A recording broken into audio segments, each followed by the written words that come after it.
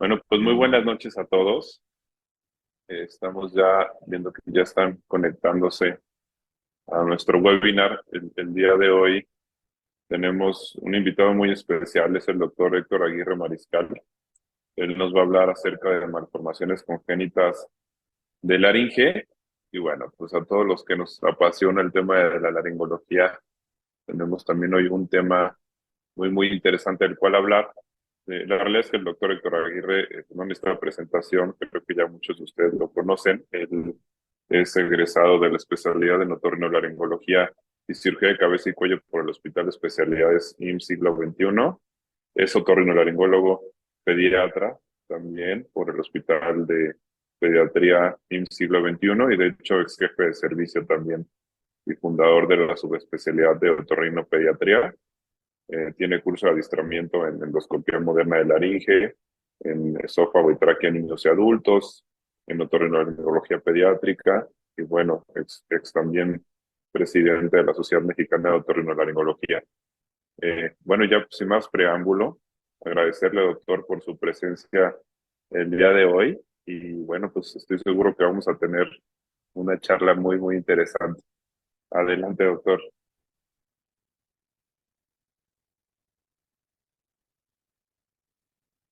Hola, muy buenas noches.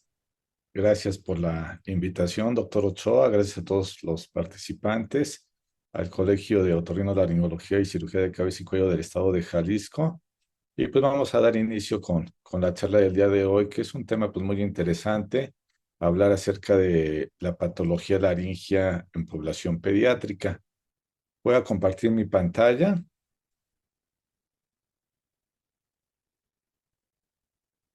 y pues vamos a dar inicio a la presentación del día de hoy.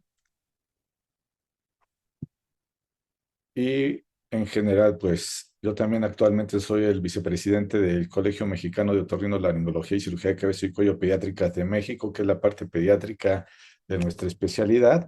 Y pues vamos a dar inicio a la presentación del día de hoy. La idea de hoy es hablar un poquito acerca de la patología laringia. Vamos a hablar inicialmente acerca de las diferencias entre la laringe del adulto y la laringe del paciente pediátrico y vamos a hablar acerca del síntoma cardinal, que es la obstrucción respiratoria que se manifiesta en sí por el problema de estridor y vamos a hablar al final, perdón, un poquito de todas las malformaciones que vemos en otorrinolaringología pediátrica, desde las más comunes hasta las más extrañas. Hay que recordar que la laringe del adulto y el paciente pediátrico es totalmente diferente. ¿Por qué? Porque el paciente pediátrico pues tiene un cuello corto, su laringe por lo regular es muy alta, se encuentra localizada en reposo entre C3 y C4 y al momento de la deglución sube hasta la porción de C1 y C2. En general, ¿por qué tiene esta característica? Porque hay que recordar que el paciente pediátrico, sobre todo en edades neonatales, es un respirador nasal obligado, lo que favorece que el niño no, que tenga la capacidad de respirar y comer al mismo tiempo. Otra de las diferencias anatómicas en la laringe, en el exoesqueleto de la laringe, es que la membrana tiroidea es prácticamente pequeña. Algo importante que el hueso yoides y el cartílago tiroides se encuentran como empalmados uno encima del otro y la laringe infantil corresponde a un tercio de la laringe del adulto. Y algo importante es que la membrana cricotiroide es pequeña, por eso no hacemos cricotirotomías en el paciente pediátrico. Es muy importante recordar este punto para no incurrir en algún riesgo o complicación si llegamos a hacer una traqueostomía o pensar en un procedimiento de este tipo. Desde el punto de vista de la laringe pediátrica tiene la característica que la subglotis es el sitio más estrecho de la vía aérea. En sí, la lámina cricoidea posterior es elíptica, como podemos ver en esta imagen microfotográfica del doctor Hollinger, pero algo importante que es mucho más estrecha esta parte alta de la porción subglótica comparado con la región inferior del cartílago cricoides, que es un poquito más redonda. Entonces es muy lábil el paciente pediátrico a patología a este nivel. Desde el punto de vista de la mucosa, la característica mucosa del paciente pediátrico es muy lábil porque tiene tejido denso, es fácilmente sensible al edema y tiene un diámetro en promedio en el recién nacido de término de 5 a 6 milímetros, con un área respiratoria de 28 milímetros cuadrados, que es la vía respiratoria útil. En este ejemplo que vemos en el dibujo del doctor Philippe Monnier, 1 milímetro de reducción. Si tenemos un diámetro de 6 milímetros promedio y por alguna situación de inflamación o edema se reduce 1 milímetro, estaríamos hablando que es una reducción pequeña desde el punto de vista matemático.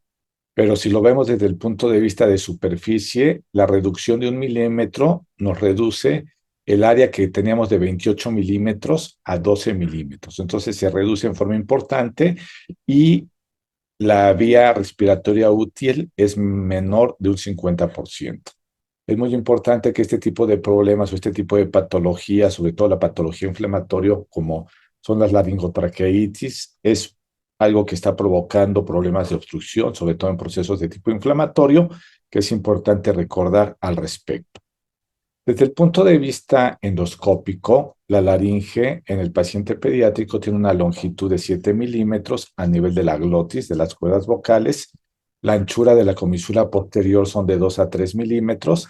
Y algo importante a recordar que los cartílagos aritenoides son muy grandes. Esto muchas veces los anestesiólogos cuando llegan a intubar a un pacientito, pues dicen es que tiene ahí dos bolas y esas bolas son los cartílagos aritenoides. Entonces, sí es muy importante tener presente estas diferencias en la porción endolaringia en el paciente pediátrico a diferencia del paciente adulto.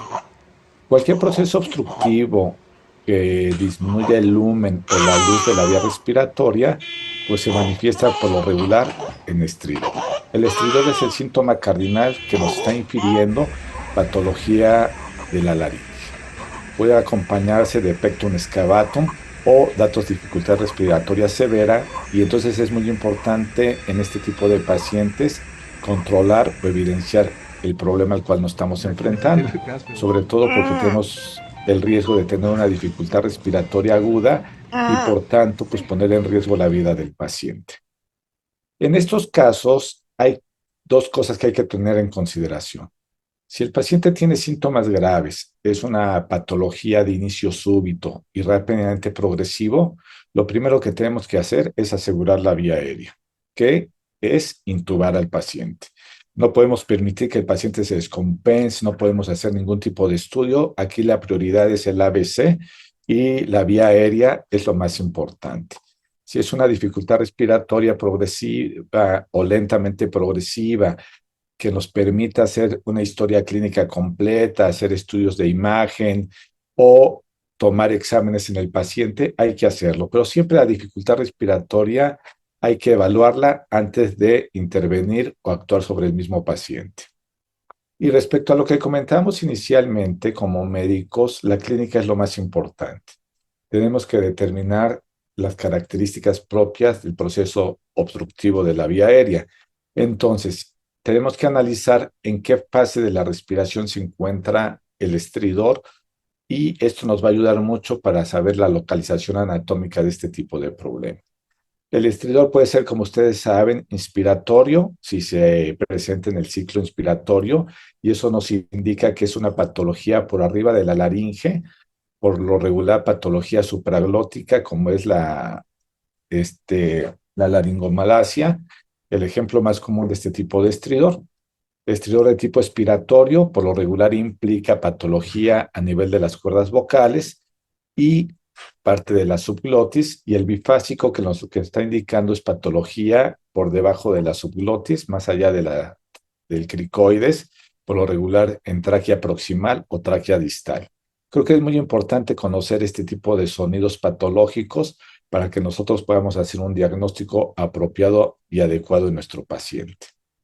Como comentamos previamente, identificar el origen anatómico, si es un estridor inspiratorio, supraglótico, si es expiratorio, es glótico y subglótico, por lo regular, si es de tipo expiratorio o bifásico, también puede ser. Lo que hay que tratar de hacer en el estudio clínico del estridor es tratar de identificar la causa que nos provoca el problema de obstrucción de la vía respiratoria.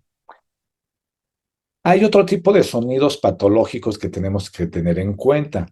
Si la patología se encuentra localizada a nivel de la nariz, a nivel de la laringe, por lo regular a nivel de la cuana, en esta imagen estamos representando una atresia de cuanas. El paciente pues tiene el problema de una estructura fuera de la laringe y el paciente tiene síntomas que se conocen como estertor nasal. Es el paciente que, así como si fuera un cochinito, es el ruidito que hace este tipo de pacientes. En esta imagen tratamos de ejemplificar si el estridor se encuentra a nivel de la laringe, en este caso es la presencia de un linfangioma con involucro a las cuerdas vocales o una membrana laringea.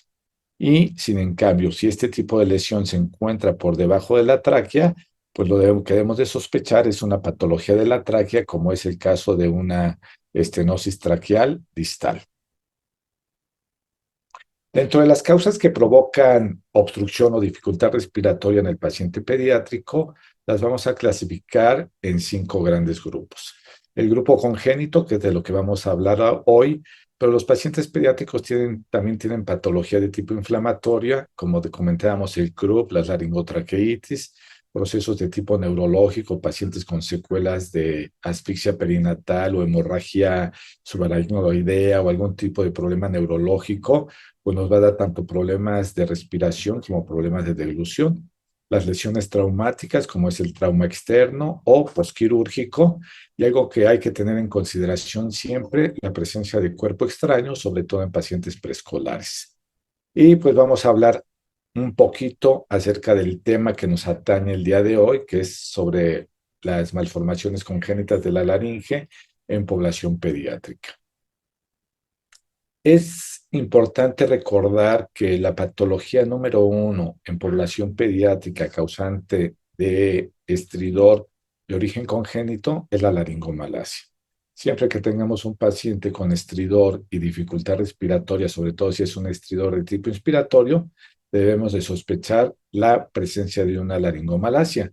Existen otro tipo de patologías, como es la parálisis de cuerdas vocales, en un 15 o un 20%, la estenosis subglótica del 10 al 15%, la presencia de membranas laringias, que es muy baja, un 5%. En nuestro país tiende a ser un poquito menos, son poco comunes, desafortunadamente porque gran parte de las membranas laringias comprometen la vida del paciente y muchas veces no pueden ser intubados en una unidad de neonatología o en el mismo momento del alumbramiento o el nacimiento del pequeño.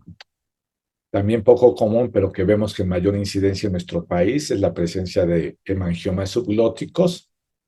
Otra patología son los quistes o laringoceles y patología extremadamente rara que es la presencia de hendiduras o deformidades a nivel de la porción traqueoesofágica. Es muy importante, si estamos hablando de vía respiratoria, hacer una endoscopía. Gran parte del diagnóstico para determinar la causa o la etiología del estridor es determinar el sitio anatómico, además de la inferencia clínica, a través de una endoscopía. Nosotros hablamos actualmente de hacer una endoscopía aerodigestiva superior, que inicialmente debe ser flexible. ¿Por qué? Porque es una forma de revisar al paciente. Y de broma yo les digo, el tamaño sí importa en este tipo de patología. ¿Por qué? Porque deben de utilizar nasofibroscopios pediátricos. A veces hemos visto que traumatizan mucho a los pequeños, ya tienen dificultad respiratoria y esto provoca mucha excitación en el paciente y pueden tener una falla respiratoria abrupta. Entonces, en este caso sí es importante utilizar el equipo adecuado.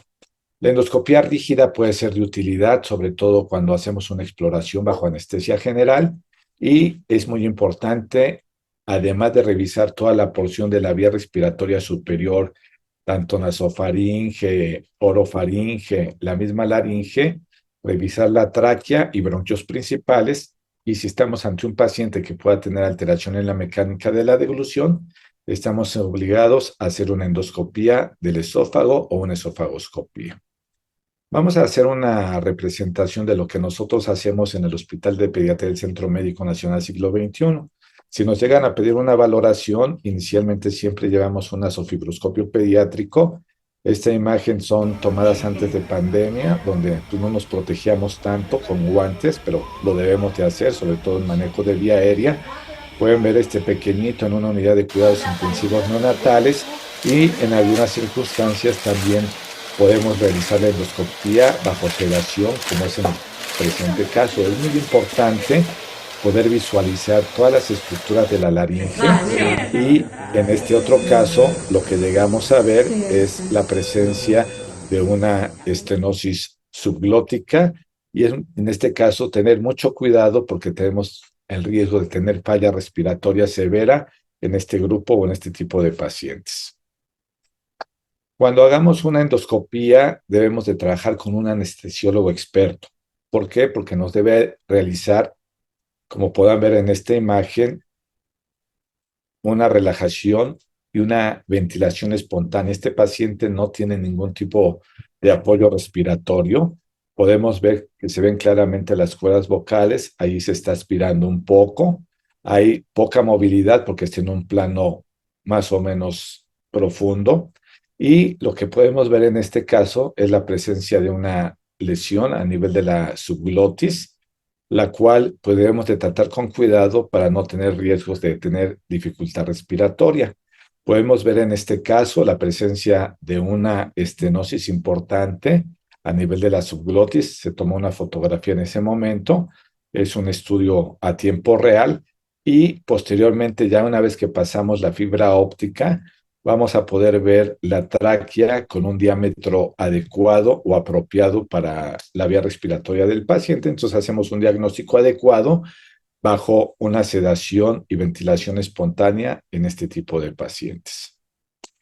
La endoscopía es la parte inicial, pudiera ser que sí para el especialista en otorrinolaringología.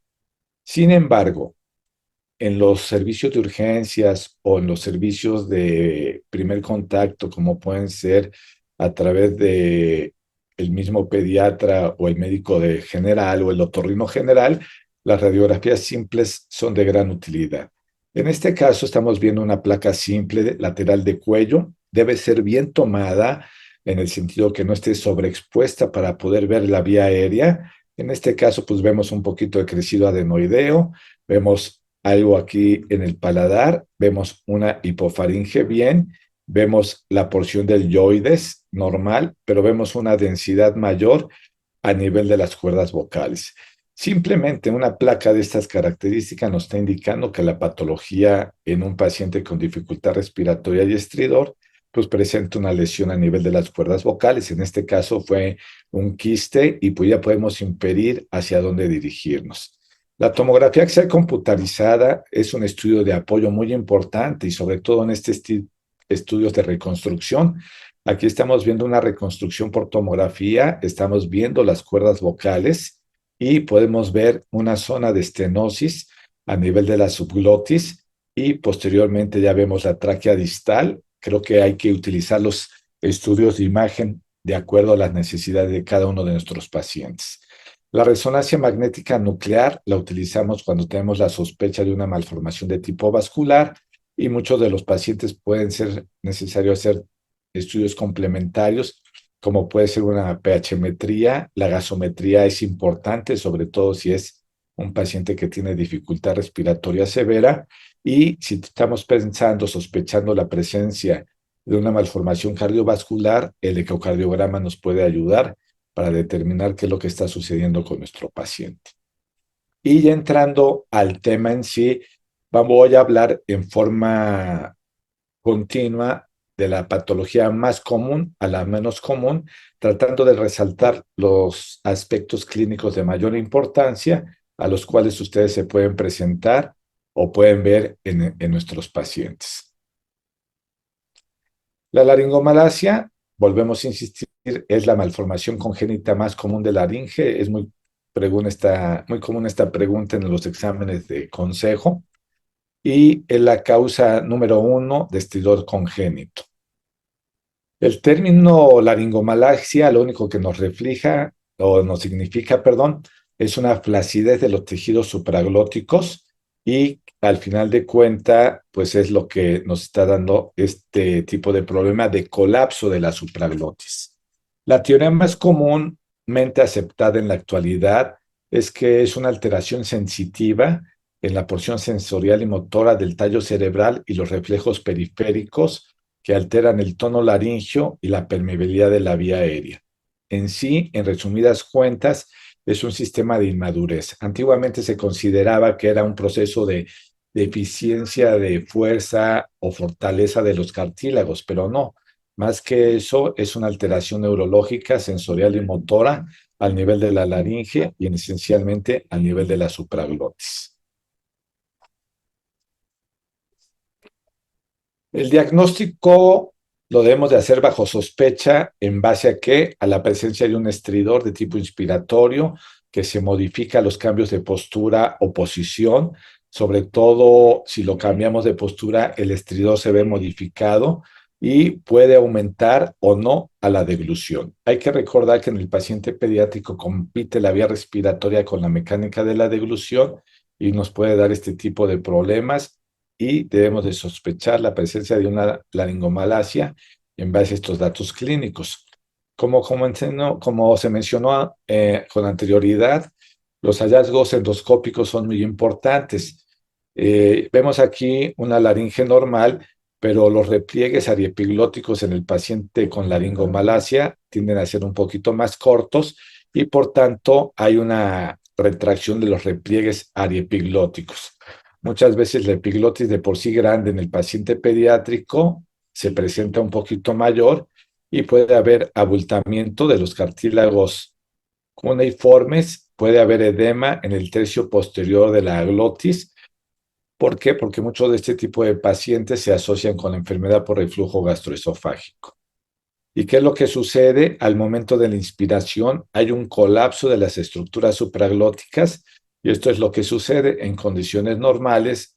El paciente está sin mayor problema y al momento de haber una inspiración hay un cierre importante de las estructuras supraglóticas, lo que nos está dando la problemática de la laringomalacia. La dificultad respiratoria puede ser severa. En sí, se considera que puede ser la causa número uno de muerte súbita del recién nacido y pueden tener hipertensión pulmonar o se puede asociar a una cardiopatía junto con la laringomalacia, además de la enfermedad por reflujo gastroesofágico. En este video, pues, lo que vamos a ver es en forma dinámica, en una endoscopía, cómo el paciente presenta este colapso de la supraglotis. En sí, el paciente está bajo sedación, pero ese colapso hacia atrás pues nos está indicando que hay una debilidad del tono y esto es lo que nos está dando el problema. Es muy importante, siempre como se mencionó con anterioridad, que además de visualizar las cuerdas vocales y la porción supraglótica del paciente, este es un estudio de endoscopía rígida, tenemos que visualizar la tráquea. ¿Por qué? Porque gran parte de los pacientes que tienen laringomalacia pueden tener traqueomalacia agregada. Podemos ver en este caso la presencia de un lumen traqueal en forma muy importante y hay un colapso o un cierre de toda la porción anterior de la tráquea. Entonces, la laringomalacia se puede asociar a una traqueomalacia y nos puede dar este tipo de problemas. La laringomalacia la podemos clasificar en tres grandes grupos: la leve, cuando no interfiere con la respiración ni con la alimentación; la laringomalacia moderada, cuando hay el estridor de tipo inspiratorio, que como mencionamos con anterioridad es intermitente y puede tener aspiración durante la alimentación. Y el problema que tenemos más seriamente o más grave es el estridor provocado por la laringomalacia severa, donde se asocia a falla del crecimiento, hay trastornos respiratorios como puede ser cianosis. Son pacientes que llegan a los servicios de urgencia con cierta repetición, pueden tener pectum excavatum, hacen hipertensión pulmonar y por ende cor pulmonale. Entonces es muy importante determinar el grado de laringomalacia que tiene nuestro paciente. Las laringomalacias leves, como antiguamente se comentaba, hay que vigilarlos, acompañar a los papás. Si confirmamos la presencia de enfermedad por reflujo gastroesofágico, se les debe iniciar con inhibidores de bomba de protones a edades tempranas. No está muy justificado en la actualidad el uso de procinéticos, pero hay gente que los sigue utilizando. Pero los casos moderados y severos son los que tenemos que nosotros estar manejando, sobre todo, como se menciona en la imagen, hay alteración de crecimiento y desarrollo. El pequeñito o respira o come. Entonces, al momento que le estamos alimentando, se despega del biberón o del seno materno y entonces el pequeñito deja de comer y empieza a haber desnutrición. Es muy importante las curvas de crecimiento y desarrollo. Nosotros como otorrinolaringólogos no estamos muy acostumbrados, pero siempre acompañarnos de un pediatra es de mucha utilidad. Para los casos de enfermedad leve a moderada, vigilancia, observación, inhibidor de bombas de protones si confirmamos la enfermedad por reflujo gastroesofágico y qué debemos de hacer como otorrinolaringólogos en caso de enfermedad severa. Lo que se utiliza en la actualidad son técnicas microquirúrgicas a través de la laringoscopia de suspensión y estas técnicas consisten en una supraglotoplastía. Es una resección del repliegue ariepiglótico, que puede ser uni o bilateral. La podemos hacer con técnica fría. Se puede utilizar un tipo de láser. Por lo regular se utiliza más comúnmente láser de CO2 o en la actualidad algún láser de contacto, como puede ser el láser tipo blue. Hay que hacerlo con cuidado, pues la idea es tratar de manejar con cuidado el repliegue glosoepiglótico. ¿Por qué? Porque se provoca edema y si llegamos a intervenir este tipo de pacientes, deben ser sometidos o deben ser llevados a una unidad de cuidados intensivos neonatales para su vigilancia. A veces los dejamos intubados durante un periodo de 48 horas para tratar de disminuir el edema y las técnicas con técnica fría son de utilidad. Podemos ver este tipo de laringoscopio, que es un laringoscopio tipo Lindholm, que se coloca, a diferencia del Klein-Sasser, entre el repliegue glosoepiglótico medial y la base de la lengua para poder tener una exposición completa de la laringe y se puede hacer un corte con pinzas y tijera, hacerlo en forma cuidadosa, tratar de manejarlos en forma delicada para que no haya riesgo de hemorragia o de sangrado. Algo que debemos evitar, y les enseño esta imagen, es que este caso fue manejado para una laringomalacia, pero pues al final de cuentas le quitaron la epiglotis. Esta es la base de la lengua, este es los cartílagos aritenoides, y lo único que queda es este segmento de epiglotis. Creo que es importante, aunque son técnicas sencillas, tratarlas con delicadeza, sobre todo en microcirugía laringea, siempre apoyado de preferencia con microscopio quirúrgico. El telescopio puede ser de utilidad, pero muchas veces en pacientes pediátricos competimos por un espacio muy pequeño. Si tienen la destreza de manejarlo, está bien, pero lo más importante es hacerlo en forma cuidadosa para evitar cualquier tipo de complicaciones. También hemos visto estenosis supraglóticas, desafortunadamente, después de este tipo de procedimientos. La segunda patología que provoca estridor y la segunda causa de malformación congénita de la laringe son las parálisis de las cuerdas vocales, parálisis bilateral de las mismas. Volvemos a lo mismo, el diagnóstico debe ser endoscópico, debemos de hacer una nasofibroscopía con un paciente despierto y lo que vamos a ver es una falta de movilidad de las cuerdas vocales. Sobre todo en pacientes pediátricos es un poquito complicado verlas. Yo les sugiero que si están grabando la nasofibroscopía, que después lo vean una, otra y otra vez para que puedan determinar si efectivamente es una parálisis o no la es, porque a veces es tan rápido el movimiento de las cuerdas vocales que no nos permite hacer un diagnóstico muy preciso. La causa de las parálisis bilaterales de las cuerdas vocales, hay causas idiopáticas, pero la gran mayoría de ellas se provocan por inmadurez en el sistema nervioso central y por hidrocefalia. La causa más común de hidrocefalia en el paciente pediátrico es la malformación de Arnold-Chiari tipo 2 y es la que debemos de sospechar ante una posibilidad de una parálisis bilateral de cuerdas vocales. La manifestación clínica sigue siendo como una parálisis bilateral de cuerdas, como un estridor de tipo inspiratorio, el cual se incrementa con la agitación, pero es un estridor continuo. La voz o el llanto es ligeramente disfónico, pero puede ser una voz normal. La obstrucción va siendo progresiva dependiendo de las demandas del niño. En este caso se incrementa en forma importante durante el comer y aún despegándose de comer, siguen incrementándose el problema de estridor. Y como comentado de alteración neurológica y la alteración en la sensibilidad de la supraglotis, pueden asociarse a aspiración y a falla de crecimiento y desarrollo en el paciente pediátrico.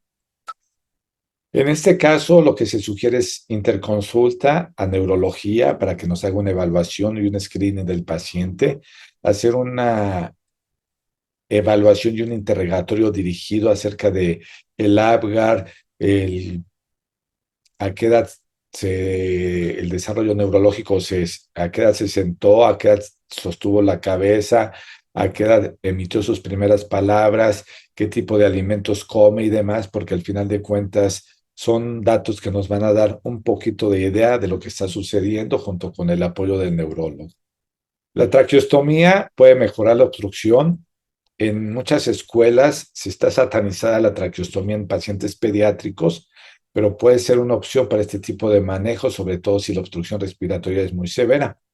Se utiliza también la cordotomía transversa o cordotomía posterior, la cual ha demostrado su efectividad, que es una liberación de la apófisis vocal del aritenoides y una liberación de la cuerda vocal y que nos da un poquito de mayor espacio en el tercio posterior de la laringe y esto nos ayuda a que el paciente llegue a respirar mejor y se pueden utilizar aritenopexia.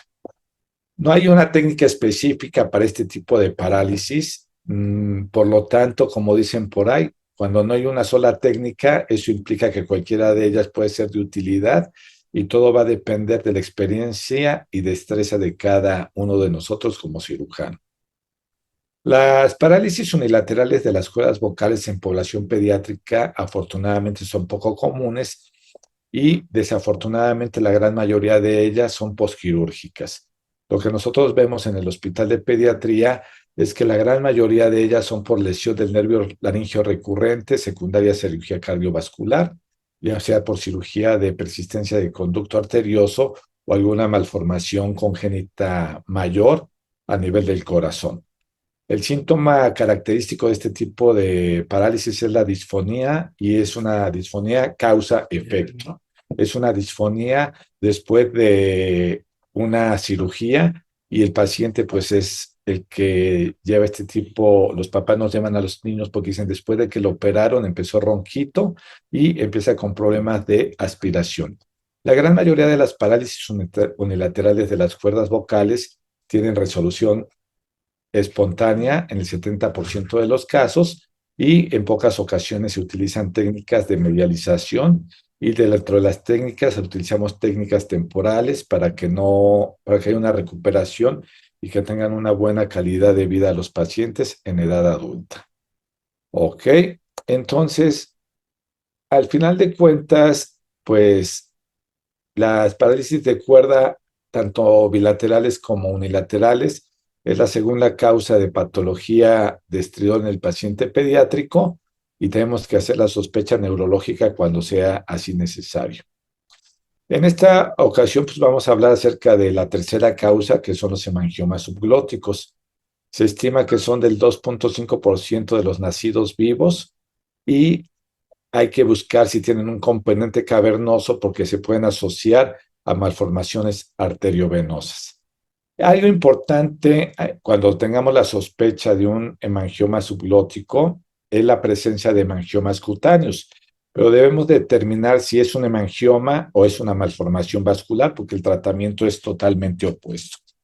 El hemangioma es únicamente una hiperplasia de células endoteliales, hay fibroblastos, macrófagos y pericitos. En cambio, la malformación vascular tiene una celularidad aumentada, hay canales vasculares deformados y se manifiestan más como una neoplasia. De hecho, la manifestación clínica es totalmente diferente.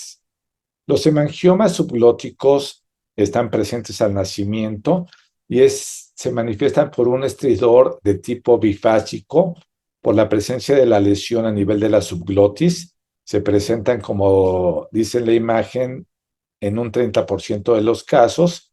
Es un estridor que, como va creciendo el hemangioma, va siendo más severo y va siendo progresivo, a diferencia de la laringomalacia y a diferencia de la parálisis de cuerdas vocales.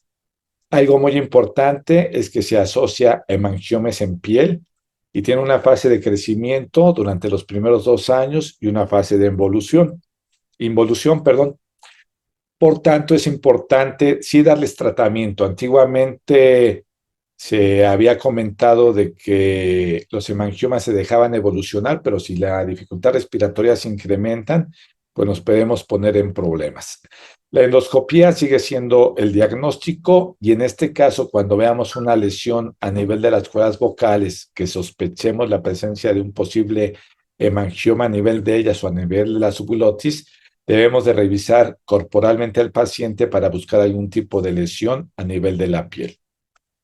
Siempre deben de ser sometidos a una endoscopia rígida. ¿Por qué? Porque gran parte de los hemangiomas subglóticos pueden tener componente a nivel de la tráquea y eso pues puede ser un riesgo mayor para el paciente. Estas imágenes endoscópicas vamos a ver que los hemangiomas pueden ser unilaterales, pueden ser de la porción posterior, pueden ser en forma bilateral, pero la característica es que es una masa roja en la porción subglótica y algo importante que son compresibles, los podemos mover sin riesgo de sangrado. En este caso vamos a mostrar dos imágenes endoscópicas. Aquí podemos ver una imagen endoscópica donde estamos viendo la glotis y vemos cómo la subglotis está reducida por estos dos chipotitos, que es un hemangioma subglótico. Acá lo podemos ver, es otra imagen de otro hemangioma subglótico, pero al momento que vamos pasando los endoscopios, se abre, se abre la porción subglótica y traqueal y podemos ver la vía aérea normal. En este caso ya se le había hecho una traqueostomía, pero al final de cuentas son fácilmente compresibles. No se angustien y pues podemos intubarlos y demás. En este caso, son casos que nos llegan al hospital, muchas veces ya traqueostomizados, otras veces los tenemos que traqueostomizar, pero lo más importante del hemangioma subglótico, una vez hecho el diagnóstico, es iniciar tratamiento. El tratamiento va en relación a 3 fases: manejo médico farmacológico, manejo endoscópico o cirugía abierta, dependiendo del tamaño y la magnitud del hemangioma. El tratamiento farmacológico es a través de una sustancia que todos conocemos, que es el propanolol, un beta bloqueador, el cual se encontró que cuando se trataban a los niños que tenían cardiopatía congénita para manejar la hipertensión pulmonar y tener una malformación a nivel de tipo hemangioma, el hemangioma reducía de tamaño. ¿Por qué? Porque lo que sucedía es que había una disminución de los factores de expresión vascular y había apoptosis de las células capilares endoteliales. Entonces, por una casualidad, se vio que la causa-efecto del propanolol en pacientes con cardiopatía mejoraban cuando tenían el hemangioma. El propanolol es un medicamento muy noble, se debe de ajustar a cada paciente de acuerdo a peso y talla. Se sugiere iniciar a dosis de 2 miligramos por kilo de peso por día, fraccionados cada 8 horas. Hay que recordar que el propanolol puede dar bradicardia, hipotensión o hipoglucemia en el paciente pediátrico. Y podemos ver un caso de nosotros que, además de hemangiomas en la laringe o en la subglotis, tenía hemangiomas cutáneos y conforme va pasando el tiempo, va mejorando el hemangioma.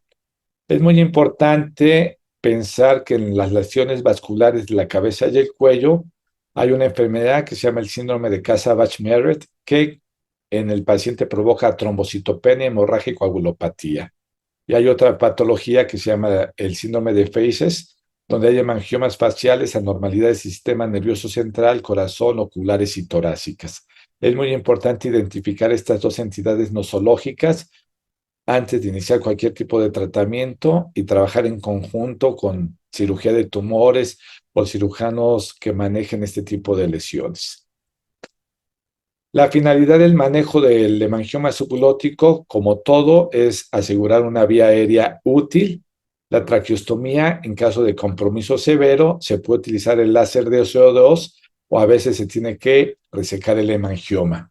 Hay una situación donde los hemangiomas subglóticos no responden al uso de propanolol. ¿Por qué? Porque tienen un receptor que no es compatible para el uso del propanolol, se llama el GLU2. Entonces, si no tienen este receptor y le dan tratamiento con propanolol y el paciente no responde en las primeras semanas, seguramente es otro tipo de malformación vascular y hay que replantearse la posibilidad de algún otro tipo de terapia o algún otro tipo de tratamiento. Dentro de otras causas congénitas de patología a nivel de la laringe, tenemos la presencia de la estenosis subglótica. Hay que recordar que la estenosis subglótica puede ser congénita adquirida. En este caso, como dirían, ¿qué fue primero, el huevo o la gallina? Al final de cuentas, para considerar una estenosis congénita, el paciente no debe haber sido intubado. Si el paciente ya fue intubado, ya no cumple el criterio o los requisitos para presentar un tipo de estenosis. Y estenosis subglótica en un paciente de término es cuando la luz subglótica es menor a 4 milímetros y en un paciente de pretérmino cuando la luz subglótica es menor a 3,5 milímetros, o sea, menor al promedio normal. El paciente por lo regular tiene falla respiratoria al nacer. Como les comentaba, el paciente no debe tener antecedentes de intubación. Por lo regular, el paciente tiene problemas para alimentarse. ¿Por qué? Porque prefiere respirar a alimentarse. Habíamos platicado que el recién nacido es un paciente que es un respirador nasal obligado y la sintomatología dependerá del grado de estenosis. Esta imagen que me facilitó el doctor Diego Preciado es una estenosis subglótica congénita. ¿Y cómo podemos diferenciarla desde el punto de vista endoscópico? Con la situación de que la mucosa de la subglotis es lisa, simplemente no se ve ni traumatizada, no tiene bandas cicatrizales y es lo que nos hace pensar en esta posibilidad. El manejo inicial pues es igual en tratar de conservar la vía respiratoria del paciente. Ya una vez que hayamos hecho el diagnóstico, ya lo podemos intubar y planear un plan de tratamiento. Las estenosis pueden ser de dos tipos, membranosas o cartilaginosas. La gran mayoría de ellas son cartilaginosas, pues, aunque pueden ser mixtas. ¿Y qué es lo que se propone o lo que se debe de hacer? No se debe hacer una traqueostomía porque satanizamos al paciente para una vida con traqueostomía durante un largo periodo de tiempo. Lo que se sugiere en la actualidad es una división anterior del cricoides que se conoce como un split cricoideo. El split cricoideo es en pacientes en los cuales no se pudo extubar, tienen un peso mayor a 1,500 gramos, o sea, prematuros que tengan más de ese peso. Algo importante, que no requieran apoyo ventilatorio, que no requieran oxígeno, que no tengan hipertensión pulmonar o alguna cardiopatía agregada, que no haya infección de las vías respiratorias superiores y algo importante, que no tenga antihipertensivos. ¿Y qué es lo que se hace? En este esquema podemos ver que se hace una sección parcial a nivel del cricoides, se abre totalmente el cartílago cricoides y la tráquea proximal y abrimos el espacio. Una vez que hayamos abierto el espacio, colocamos un injerto y este injerto nos sirve como mantenedor de espacio. Suturamos en 2 tiempos y en ese momento intubamos al paciente. A los 5 días se extuba, se visualiza que las cuerdas vocales estén bien, que la laringe esté bien. El paciente ya queda resuelto su problema y sin traqueostomía. Otra malformación rara, pero que no quisiera dejar de comentar, es la presencia de las hendiduras laringias. Las hendiduras laringias son hendiduras laringotraqueales o traqueoesofágicas. Son anomalías muy poco comunes, como pueden ver aquí, del 0,3 al 0,5 de las malformaciones congénitas. Y es una falla en el crecimiento del septum entre la vía respiratoria y la vía digestiva. Y eso es lo que le da ese tipo de problema.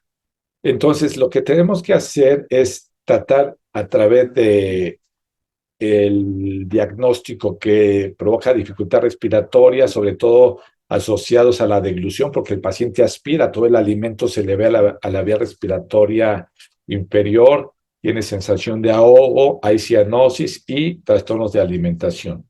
El paciente puede tener trastornos en la voz y la característica más común es que tenga neumonía por aspiración.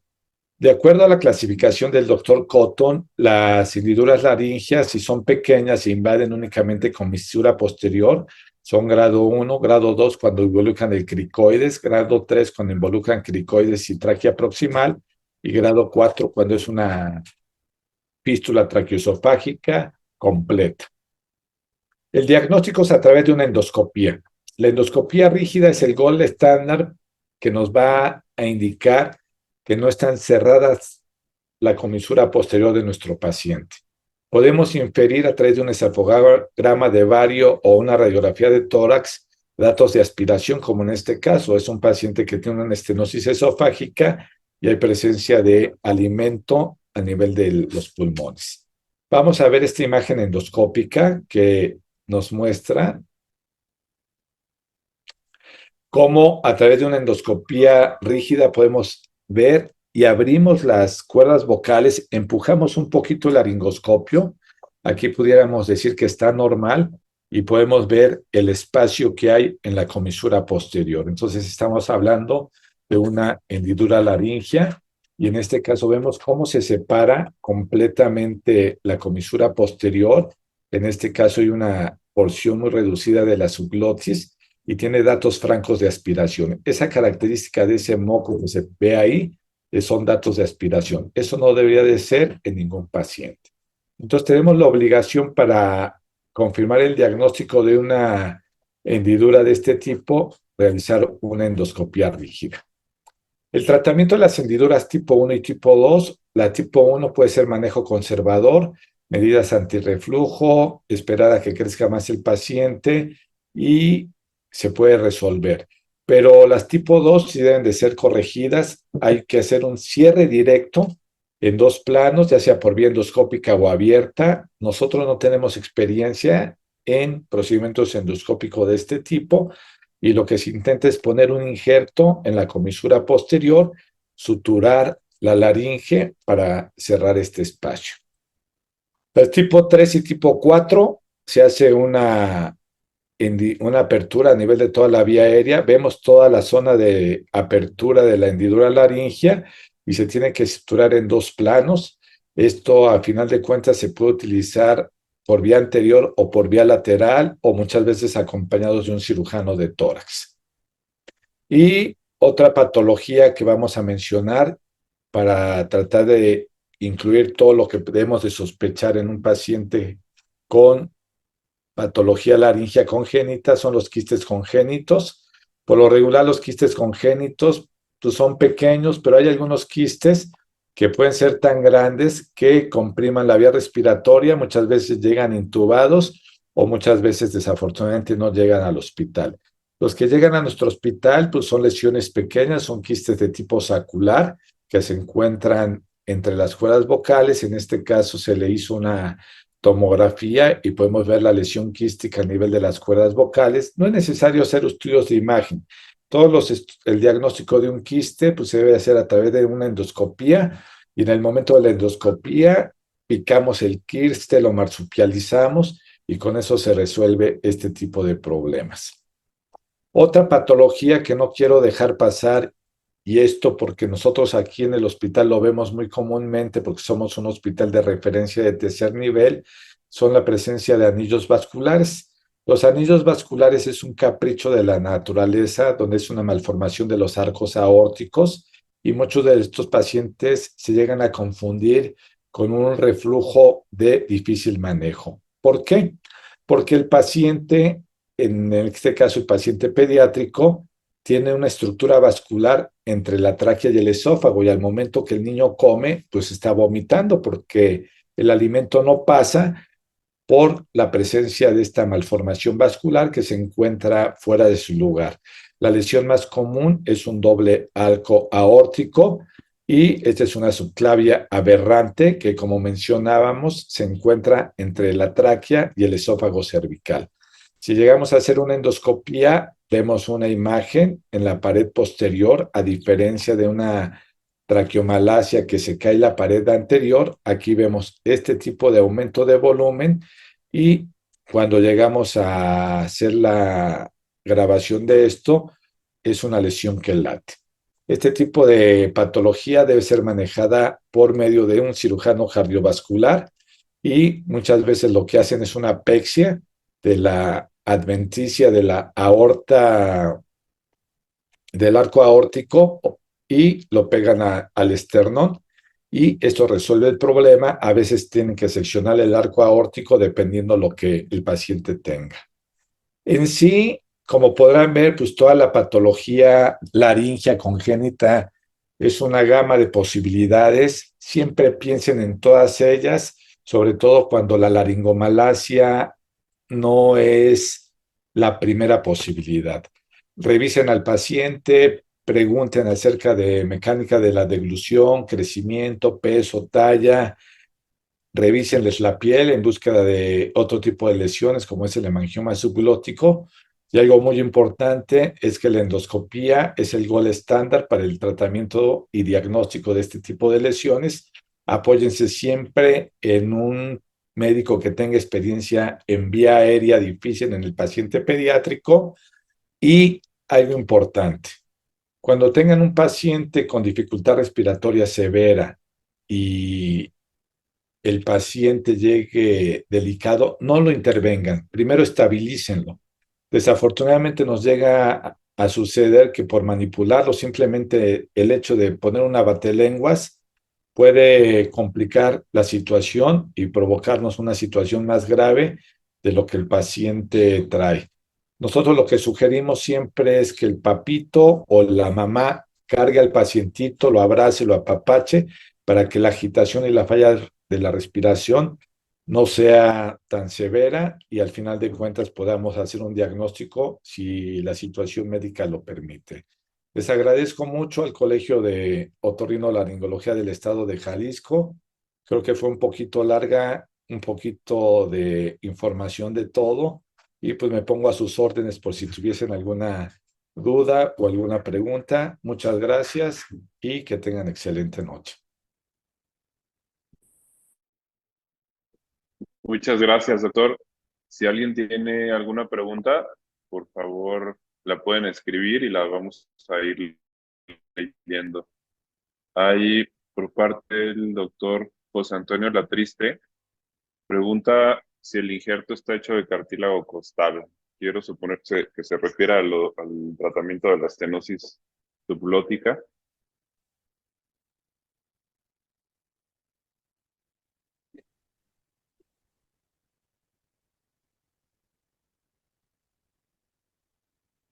Aquí hay unas preguntas en el chat. Doctor Ochoa, ¿quiere que las vaya contestando?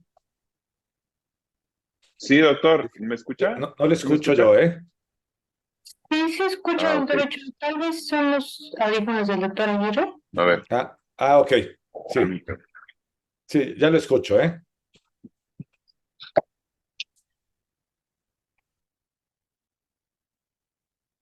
¿Ya me escucha, doctor? Sí, sí, sí, claro. Ok. Pregunta el doctor José Antonio Latriste si el injerto está hecho de cartílago costal. Sí, los splits que llegamos a usar siempre utilizamos cartílago costal. A diferencia del paciente adulto, los utilizamos a nivel más próximos al esternón, porque es la parte que tiene un poquito más de cartílago, y tomamos un pedacito muy pequeño. No tenemos que hacer una obtención de un injerto muy grande.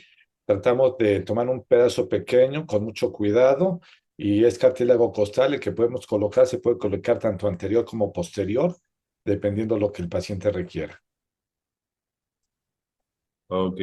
La doctora Adriana Verduzco pregunta ¿qué manejo le dieron al niño que nos mostró en el video que le resecaron la epiglotis? No, simplemente fue un hallazgo. O sea, realmente hay que recordar que la supraglotis tiene la característica de ser poco funcional desde el punto de vista de deglución. Lo que al final de cuentas el niño se va adaptando es lo que sucede en el adulto cuando hace una laringectomía supraglótica. La sensibilidad de las cuerdas vocales es tan buena que no permite la aspiración. A lo que voy en ese caso, nos sorprendió mucho que le hicieron una apexia y le quemaron los repliegues, pero yo creo que fue excesivo, a lo mejor fue una edad muy temprana y pues dejó una secuela que pues no debería de ser, ¿no? Al final de cuentas, creo que la idea es tratar de mitigar o reducir esto. Lo que sí hemos visto cuando hacen resecciones excesivas, vemos estenosis supraglóticas y esas sí son un reto porque hay que ferulizarlos. De por sí la reconstrucción de vía aérea es difícil, la supraglótica es un poquito más difícil porque es una situación muy dinámica. Ok, gracias, doctor. Si alguien tiene alguna otra pregunta, por favor, la pueden colocar aquí. Yo tengo una pregunta respecto al tratamiento que mencionaba de las parálisis de cuerda vocal, y en específico las bilaterales. Bueno, vemos que mencionaba que el 50% pueden llegar a resolverse de manera espontánea, pero ¿qué tipo de tratamiento es el que generalmente escoge la cordectomía posterior, una traqueostomía, o en qué casos escoge una u otra? Muy buena pregunta. Realmente, en nuestra experiencia, en los casos, primero tenemos que ver la condición neurológica del paciente. Eso nosotros siempre lo vemos. Desafortunadamente, muchos de este tipo de pacientes llegan con una secuela neurológica muy importante. Llegan con gastrostomías o con problemas en la deglución y problemas de aspiración. Cuando tienen además del proceso de parálisis bilateral y aún así el paciente aspira y aún con gastrostomía la misma saliva pasa, no les hacemos más que la traqueostomía para evitar, para manejo de la aspiración o todo lo que está sucediendo y los acompañamos de una gastrostomía y vamos viendo a través del tiempo cómo evolucionan. Los niños que tienen parálisis bilateral, que tienen, por ejemplo, una buena situación de movimiento, que no tienen alteración motora, porque nos tocan niños con secuelas de PCI y todo, a ese tipo de pacientes que no están tan neurológicamente mal, les intentamos de primera instancia una aritenopexia, los pexiamos por fuera para tratar de lateralizar un poco el aritenoides. Desafortunadamente, a veces les jalamos con tanta fuerza que a veces se nos rompe un poquito con el monofilamento, pero sí nos ha funcionado. No tenemos gran experiencia con cordectomía posterior, está descrita en la literatura, pero la usamos poco porque ahorita no contamos con láser de ningún tipo en el hospital. Ok, muchas gracias, doctor. Ujú. Eh, no sé si alguien más tiene alguna pregunta.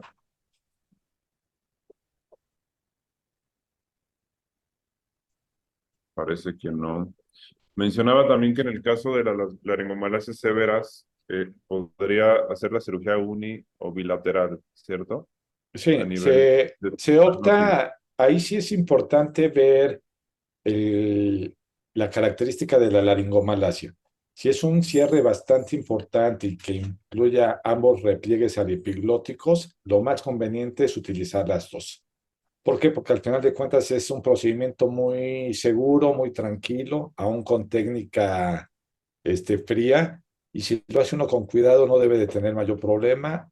Hay gente que utiliza técnica unilateral, yo creo que ya no hay, es de utilidad. Si hace uno una técnica bilateral bien hecha, es lo mejor, sobre todo para resolver el problema de la laringomalacia. Ok, muy bien. Muchas gracias, doctor. ¿Alguien más que tenga alguna pregunta? Los veo, felicitaciones.